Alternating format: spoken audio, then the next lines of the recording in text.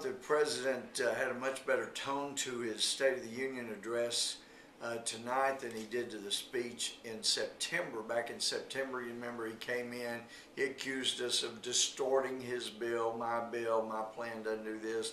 If you misrepresent my plan, my bill, we're going to call you out. He didn't do that tonight, and that was very helpful in the tone. On the other hand, he said that Americans have been left wondering, what's in it for me?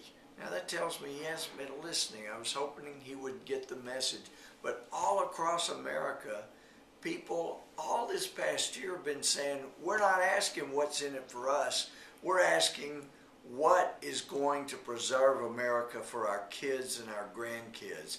And we saw that in Nebraska when they told Ben Nelson, we don't want your extorted, dirty money. We're not out for what's in it for us. We want to help the nation. Those are the kind of things that are going on. We saw that from Massachusetts. So he misread that. He also gave China as an example, saying they're not just sitting around. They're moving forward.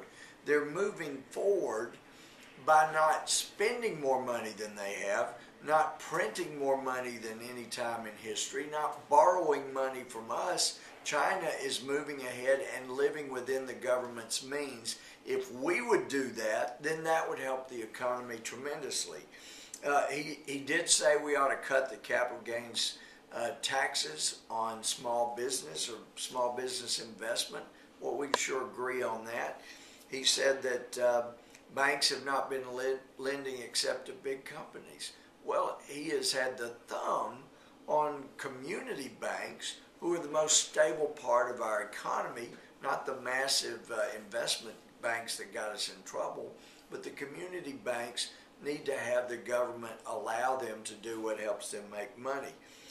He also pointed out that he was for energy and drilling offshore and producing what we had. Nuclear plants he was for, clean coal usage. Those are great things. We can agree on that. It's good to hear him say that. But at the same time, he once again repeated what he said back in September about, hey, we're open to solutions if you've got solutions. He said that back in September, and he wouldn't return calls, and they wouldn't allow the door. He said it was open. He had an open door, but we were not allowed to get to it. So anyway, I thought it was a better speech than he gave back in September. But when he says that he will not walk away from millions of hurting Americans, all I could think about is the way he's bleeding this economy to death with this excessive, exorbitant spending like never in history. All I could think about was the historic example of George Washington. He had been out in the cold and rain, marking trees to be cut down. He got a cold, and his close friend, maybe his best friend, Dr. Craig, basically did the same thing. He was not going to leave his dear close friend, George Washington, while he was hurting, so he bled him to death, took out several pints of blood and bled him to death. That's what this sounds like. The president says he doesn't want to leave hurting Americans. If he'd leave them alone and leave them with some of their own blood, they would be able to recover and we could get this thing going again. Overall, I thought it was better. I couldn't help but laugh when he said, we've eliminated any lobbyists from our administration. They've given more waivers to lobbyists to be part of his administration. That was rather humorous. And I loved his comment, I refuse to pass this debt along to future generations.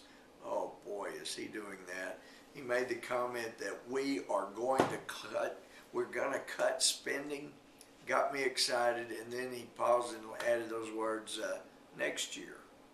We're going to cut spending next year. We need to cut spending right now and let people keep their own money, allow capital to remain in the private sector, and we can get the economy going.